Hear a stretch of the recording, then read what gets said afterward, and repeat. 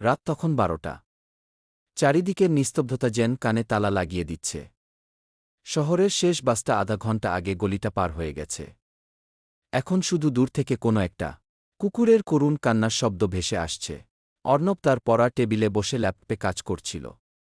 হঠাৎ তার মনে হল, ঘরের পেছনের দিকের বারান্দার জানলায় কেউ নখ দিয়ে আঁচড় কাটছে। খাস খাস খাস। প্রথমে পাত্তা দেয়নি ও ভেবেছিল হয়তো গাছের ডাল। কিন্তু কিছুক্ষণ পর শব্দটা বদলে গেল। মনে হল কেউ যেন খুব সরু গলায় তার নাম ধরে ডাকছে, অর্ণব।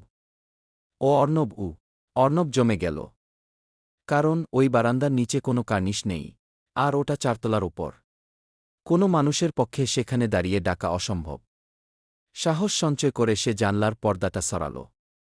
বাইরে ঘুটঘুটে অন্ধকার।